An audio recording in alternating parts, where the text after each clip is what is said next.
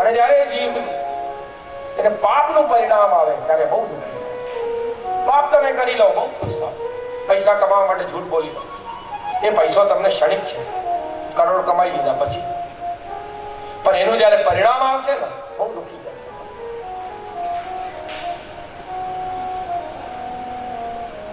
સ્ત્રી જે છે ને જગતની જન્મી છે, આપણે એમાંથી ઉત્પન્ન થયા છે, એ પ્રકૃતિ છે. અને એક સંત કહે છે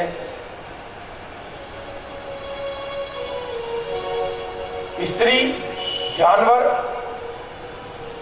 અને દરિદ્ર, આ ત્રણ લોકોને કોઈ દિવસ ઠંડી ના લાગે. સમજો કેટલી ગહેરાઈ છે. દિગંબર જૈન સાધુ આપ જોતા હશો, એમ જ સૂઈ જાય છે. બરફ પડતી હોય તો એને સુવાનું. એક ગામમાં એક સસરા હતા. એ સસરાએ શું કર્યું કે પહેલાના જમાનામાં વ્હીકલ લોકો પાસે નથી હતા. એમને શું કર્યું, એના 3 વહુઓ હતી. વહુઓને બોલાવીને એને કહ્યું કે ભાઈ હું 5 વર્ષ માટે તીર્થયાત્રા પર જાઉં છું. 7 વર્ષ પણ થઈ શકે છે કે મારે 4 ધામની યાત્રા કરવી છે.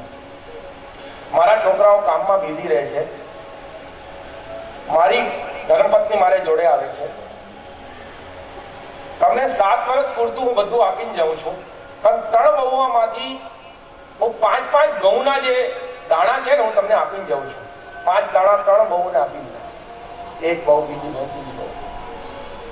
અને એમને કહ્યું કે 7 વર્ષ પછી કે 5 વર્ષ પછી જ્યારે આઈ વિલ બેક રિટર્ન, હું તમારા ત્યાં માંગી લઈશ. કે છે સારું, તમે અમારાથી માંગી લો. એ શેઠ નીકળી ગયા તીર્થયાત્રા પર. 5 દાણા 3 વહુઓને આપી દીધા. પહેલી વહુએ શું કર્યું, મોટી વહુ એને લઈ જઈને તિજોરીમાં મૂકી દીધા, લાલ કાપડમાં બાંધી. બીજી વહુ છે ને લઈ જઈને ફેંકી દીધી. એટલે કે ડોહો આવશે એટલે પાછું બીજા અંદરથી કાઢીને આપણા સ્ટોરમાંથી આપી દઈશું. ત્રીજી બહુનો શું થયો, એને 5 દાણા છે ને જમીનમાં નાખી દીધા, છોડી દીધા. 5 વર્ષ થયા, 6 વર્ષ થયા, સસરા પાછા આવ્યા. એમને કહ્યું ભાઈ મેં તમને 5 દાણા 3 જણને હું આપીને ગયો, હવે મને મારા 5 દાણા તમે પાછા આપો. મને યોગ્ય લાગશે અને હું ઘરની ચાવી આપી દઈશ. And she will be owner of this house. And she will take every kind of decision in economy, in foods and everything. જે કંઈ લાવવું છે ઘરમાં, પૈસા ખર્ચ કરવા છે, I will give you the whole decision. The thing was that મોટી વહુએ શું કર્યું, 5 દાણા એમને તિજોરામાંથી લાઈને આપી દીધા. એમને લાલ કાપડ સસરાએ ખોલ્યું, એ બધા કાળા પડી ગયા. કેટલાને કીડો ખાઈ ગયા, કેટલાને ઈયળ લાગી ગઈ. બહુ ગરડી છે, તો બહુ સમજદાર છે, વેરી લિટરેટ, બહુ સારું કર્યું. એને બહુ તારીફ કરી. સસરા કહેવાય તું બેસી જા. બીજાને ઉઠાયું કે બેટા તે શું કર્યું. એને શું કર્યું, સ્ટોરમાંથી 5 દાણા લઈને હાથમાં મૂકી દીધા. બોલે 6 વર્ષમાં હજુ એવા જ દેખાય છે, આવું શું કર્યું તે? બોલે રોજ એને ધૂપ દેખાડતી હતી કે આમાં કીડો ના લાગી જાય. બોલે બેટા એટલું ધૂપ અપાય ને એટલે મેં પણ ખેતી કરી છે અને મેં બી ઘણા બધા ઘઉં સ્ટોર રૂમમાં રાખ્યા છે, પણ આવું તો થઈ જ ન શકે કે આટલા વર્ષ સુધી આ ઘઉં એવા ને એવા રહે. બોલે સારું, કઈ વાત નહીં, it is your skill, you are very talented. એ વસ્તુ સાચવીને રાખી, વેરી ગુડ, હું બેસાડી દીધું. ત્રીજી બહુને બોલાયું, બેટા તારા 5 દાણા, બોલે મારી પાસે તો છે જ નહીં 5 દાણા. બોલે ક્યાં છે? અત્યારે તો નથી. બોલે મારી સાથે તમારે આવવું પડશે. મારા વાલા વૈષ્ણવ ભક્તો, ગોદામ ઉપર લઈ જઈને એને ઊભો કરી દીધું કે આ તમારા 5 દાણા, આખું ગોદામ મેં ભરી દીધું છે. બોલો જય શ્રી કૃષ્ણ. એ 5 દાણા એને કલ્ટિવેટ કર્યા, જમીનમાં વાવી દીધા. 5 થી કેટલા થયા? એક દાણામાંથી 50, 100, 1000 અને આખા ગોદામ બની ગયા. સૌથી નાની વહુ હાથમાં ચાવી આપી દીધી. આ સ્ત્રી કહેવાય કે wife is a knife of life, who can cut it and who can sharpen it. Wife is a knife of life. औरत છે ને ચાકુ છે, જે માણસને ચમકાઈ પણ દે છે. એને પતન ઉપર આવે તે કાપીને. behind the every successful man or woman, everybody knows this thing, behind the every successful man or woman, દરેક સફળતા પામવા વાળા મનુષ્ય પાછળ, જીવ પાછળ औरतનો જ હાથ હોય છે. કે નારી તું નારાયણ.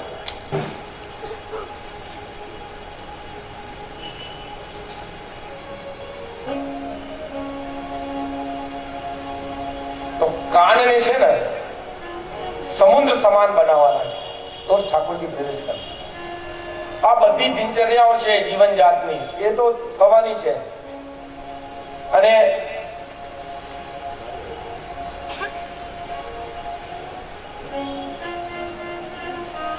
જેટલો સંસારમાં રમો ને એટલું ઓછું.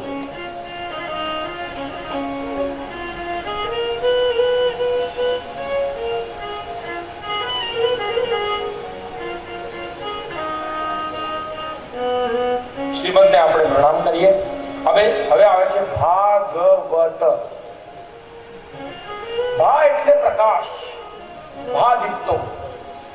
ગ એટલે જ્ઞાન, વ એટલે વૈરાગ્ય અને ત એટલે ત્યાગ. ભા એટલે ભા દીપ્તો એટલે પ્રકાશ, ગ એટલે જ્ઞાન, વ એટલે વૈરાગ્ય અને ત એટલે ત્યાગ. ભાતિ યા સર્વલોકેષુ ગતિર્યસ્ય અલૌકિકી વરિષ્ઠ સર્વશાસ્ત્રેષુ તરણી યત ભવામૃત.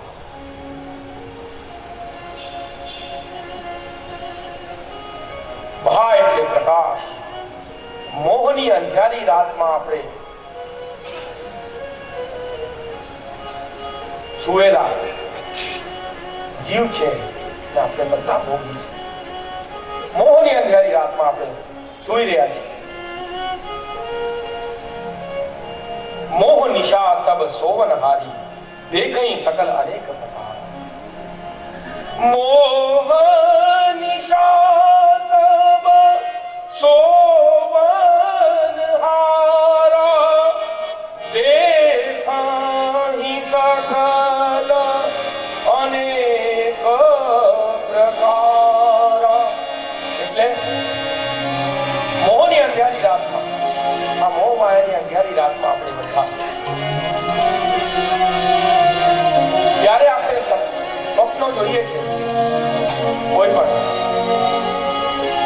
આપણે સ્વપ્નમાં જ્યારે પોતાને જોઈએ છે તો આપણે આવું લાગે છે કે આપણે સ્વપ્નમાં છે, પણ આ સપનું નથી, આ હકીકત છે. વસ્તુતઃ હકીકત નથી. આપણે સ્વપ્ન જોઈ રહ્યા છે ને આપણે ક્યારે ખબર પડે કે આપણે સ્વપ્નમાં છીએ? ત્યારે આપણું સ્વપ્ન તૂટી જાય. અને સ્વપ્ન જ્યારે આપણું તૂટે તો આપણને ખબર પડે કે હું સપનો જોઈ રહ્યો હતો, સપનામાં મારું ખૂન થઈ ગયો, પણ હકીકતમાં તો હું છું. આ જ છે સંસાર. આ કારાગાર રૂપી સંસારમાં જ્યારે તમને ખબર પડી જાય કે આ સંસાર જે છે આ સ્વપ્નવત છે, તો તમે જાગી જાઓ છો. એ કહેવાય છે પ્રકાશ. ભા દીપ્તો પ્રકાશ. સુષુપ્તિમાં તમે છો અને તમે સુષુપ્તિનું જ્ઞાન છે તો તમે જાગેલા છો. અને સુષુપ્તિમાં તમે છો અને તમને ભાન નથી, તમે કોઈને લાફો મારીને ઉઠાડે, તમે બહુ ગફાળ ઊંઘમાં છો, એટલે તમે કે ભાઈ હું તો ઊંઘમાં હતો, મને ખબર નહીં શું થયું.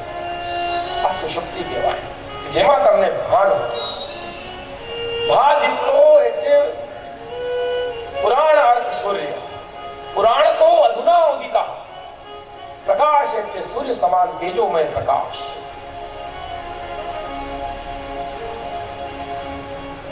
જ્યારે સૂરજ નીકળે છે ને ત્યારે સવાર થાય છે. કોઈ દિવસ થયું સવાર થઈ જાય સૂરજ ના ઉગે? સવાર થાય એટલે સૂરજ ઉગે એટલે સવાર થાય. સવાર થાય એટલે સૂરજ નથી ઉગતું. બીજું સમજો. સવાર થાય એટલે મુર્ગો બોલે છે. મુર્ગો બોલે છે એટલે સવાર નથી થતી. અને કોઈ દિવસ મુર્ગો જતો રહ્યો પાર્ટી મનાવવા તો સવાર નહીં થવાની, સવાર થવાની. જ્યારે તમે જાગી જાઓ. તુર્કિસ્તાનના બહુ મોટા ફિલોસોફર મુલ્લા નસરુદ્દીન એ કહે છે, કોઈ એને પૂછે છે મુલ્લા સલામ, બોલે સલામ, કહાં જા રહે હો? એ ગધેડા પર બેસીને જતા કે મુલ્લા જા રહે હો? કે હા જા રહા હું. કહાં જા રહે હો? બોલે ગધે સે પૂછો. શું કે મુલ્લા નસરુદ્દીન ગધા પર સવાર અને ગધેડા ઉપર સવાર, અને એમને પૂછે મુલ્લા કહાં જા રહે હો? બોલે ગધે સે પૂછો. આપણી સ્થિતિ એવી છે. આપણને ખબર નથી આપણે ક્યાં જવાનું. ચાલી રહ્યા છે ઘરગ્રસ્તીમાં, એટલા ફસાઈ ગયા છે. આપણે આપણા મા બાપની વાત નથી માનતા, આપણા વડીલોની આપણે વાત નથી માનતા, અને પછી આપણે જ્ઞાનની વાત કરવા બેસીએ છીએ. સંસ્કાર આપણામાં ના હોય તો આપણા જ્ઞાનના અધિકારી નથી. તો જ્યારે સૂર્ય નીકળે છે ત્યારે સવાર થાય છે. સવાર થાય ત્યારે સૂર્ય નથી નીકળતો. એટલે જ્યારે પ્રકાશ આવે તો આ શું છે? ભાગવત પુરાણ અર્ક છે. આ ભાગવત સૂર્ય છે. ભાદિત્યો શ્રીમદ ભાગવત પુરાણ. સૂર્ય હોય ઉદિત ત્યારે તમારે પ્રકાશ થાય. અને આપણે મોહની અંધિયારી રાતમાં બધા સુયેલા છે, સુઈ ગયા છે. જ્યારે આપણને જ્ઞાન થઈ જાય કે સંસાર સ્વપ્નવત છે અને આજ આખું જગત કૃષ્ણમય છે, ત્યારે આપણે કહેવાય સર્વમ ખલુદમ બ્રહ્મ, કે કણ કણમાં ઠાકોરજી બિરાજમાન છે. એક જ એક્ઝામ્પલથી આપ બધાનું કોન્સેપ્ટ ક્લિયર કરી દઉં. મારો અનુભવ, બધા મૂવી જોવા જાવ છે, ગયા હશે. આપણે જે અત્યારે બુઝુર્ગ થઈ ગયા, વયોવૃદ્ધ થઈ ગયા, પણ જવાનીમાં તો ગયા જશો. અત્યારે જે આપણા યંગ છે એ ગયા જશે. સામે સ્ક્રીન હોય છે, પાછળથી પ્રોજેક્ટરથી એનામાં આપણે પ્રોજેક્શન કરવામાં આવે છે. પિક્ચર ચાલે છે. પિક્ચરમાં તમારે એટલી ઘણી બધી સિનેરીઓ દેખાય. આમાં આગ પણ લાગે છે, પાણી પણ દેખાય છે, કોઈનું મર્ડર પણ થઈ જાય છે, ઘણા બધા ડાન્સ પણ થાય છે પિક્ચરમાં. અને જ્યારે પિક્ચર પૂરી થાય પછી આ તમારો જે સામે પડદો હોય છે એ બળી જાય છે, બળે છે. એનાથી પ્રોજેક્શન કરો છો તમે, પિક્ચર બતાડવા વાળું. આખી તમે મૂવી જોઈને આવી જાઓ છો પિક્ચર, પણ પડદાને કશું થાય છે, આગ પણ લાગે છે એમાં, પણ આનાથી, આ પ્રોજેક્શનથી. તમને ખબર છે આપણે પિક્ચર જોઈ રહ્યા છે. આ ચિત્તરૂપી જે પ્રોજેક્શન છે, આ ચિત્તરૂપી જો પડદો છે, તમારું ચિત્ત, પરમાત્મા એમાં પ્રોજેક્શન કરી રહ્યો છે માયા દ્વારા. બોલો જય શ્રી કૃષ્ણ. બધું ખેલ ચાલી રહ્યું છે. અને જ્યારે તમે જાગી જાઓ તમને ખબર પડી જાય કે એ તો પિક્ચર જોઈ રહ્યો છું, હકીકતમાં તો આમાં એક્ટર મર્યો નથી, હકીકતમાં તો આગ લાગી નથી, આ તો બધુંમાં ફિલ્મ છે. તો તમે પ્રોજેક્ટર દ્વારા જ્યારે પ્રોજેક્શન કરો છો પડદા ઉપર, તો તમે મૂવી દેખાય છે. એ જ માયા દ્વારા જ્યારે ઠાકોરજી તમારા ચિત્ત ઉપર પ્રોજેક્શન કરે તો તમને સંસાર નિત્ય લાગે. આ બધું સંસાર જ છે, કશું છે નહીં. અને જ્યારે તમે જાગી જાઓ, ભાદિત્તો પ્રકાશ, તમારે હૃદયમાં પ્રકાશ અવતરિત થઈ જાય, પ્રકાશ જાગી જાય, તમને જ્ઞાન થઈ જાય જગત. એ પ્રોજેક્ટર અને પ્રોજેક્શન અને પડદાનો ખેલ સમજમાં આવી જાય કે આ બધું છે પરમાત્માની માયા છે. એ માયા છાયાનું ખેલ છે. પ્રકાશ એટલે પરમાત્મા, છાયા એટલે માયા. પ્રકૃતિમ સ્વામ અધિષ્ઠાય સ્વમ ભવામી આત્મમાયા. મહાપ્રભુજી વલ્લભાચાર્યજી કહે છે કે માયા બ્રહ્મની શક્તિ છે, જેનાથી હું સૃષ્ટિને ટકાઈને રાખું છું. જે માયા હું હટાવી દઉં તો કુદરત, આ સૃષ્ટિમાં કોઈ જીવ કર્મ જ ના કરે, બધા મને પ્રાપ્ત કરવા માટે દોડી જાય. બોલે કરવાનું શું પછી? બોલે મેં વિવેક આપ્યું છે, પ્રાપ્ત કરી લે. અંતઃકરણ ચતુષ્ટ ઉપર કાલે લઈશું. મન, બુદ્ધિ, ચિત્ત અને અહંકાર એ જ આપણી આત્મા છે. પુષ્ટિ માર્ગમાં આત્મા કોઈ માનતું નથી. પુષ્ટિ માર્ગમાં મોક્ષ નથી, ખરેખર નથી, મોક્ષ છે જ નહીં.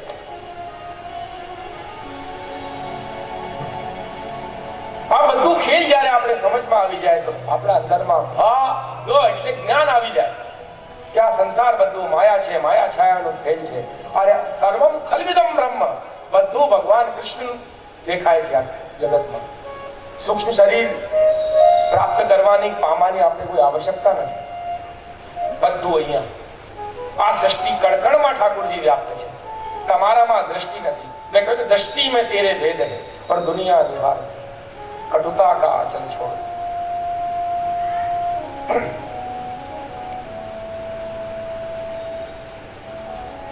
ભાગ વ એટલે વૈરાગ્ય.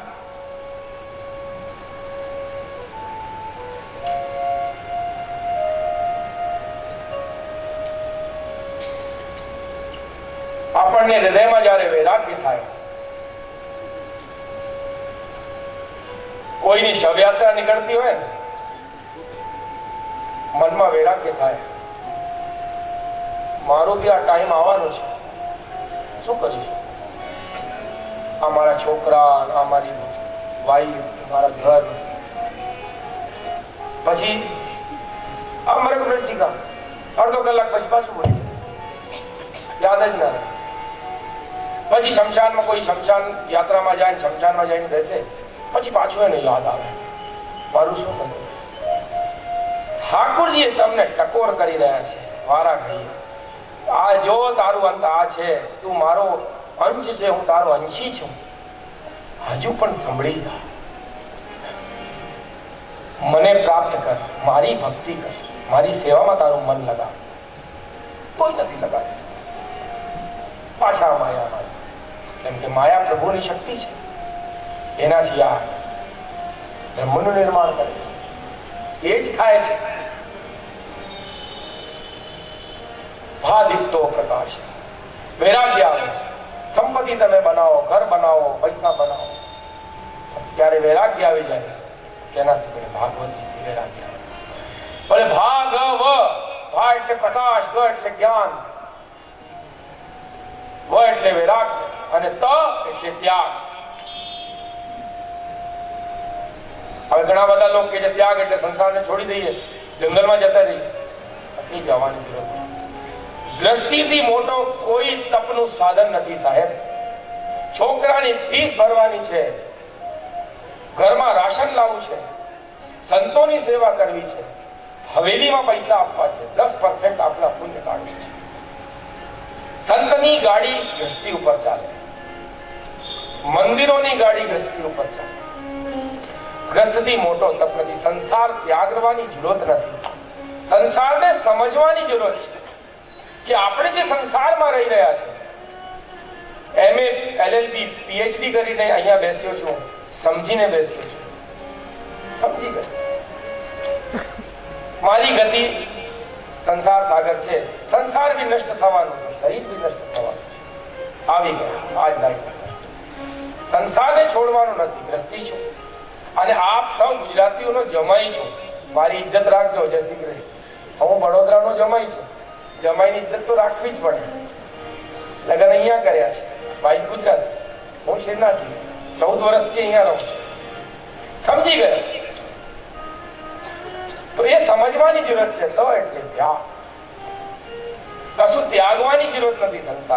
સંસારને સમજવાની જરૂરત છે. તો શું થાય કે શાશ્વત શાંતિ મદિગચ્છતિ. સર્વાન કામાન વિયાહે પુમાનશ્ચરતિ નિસ્પૃહ નિર્મમો નિરંકાર શાશ્વત શાંતિ મદિગચ્છતિ. અહંકાર અને તમારો ક્રોધ તમે જીવનમાં છોડી દો. તમારા જીવનમાં શાશ્વત શાંતિ એક હોય છે. શાશ્વત શાંતિ એટલે બીજું એનું કોઈ કાટ નથી. પછી તમે અશાંત ના થાઓ.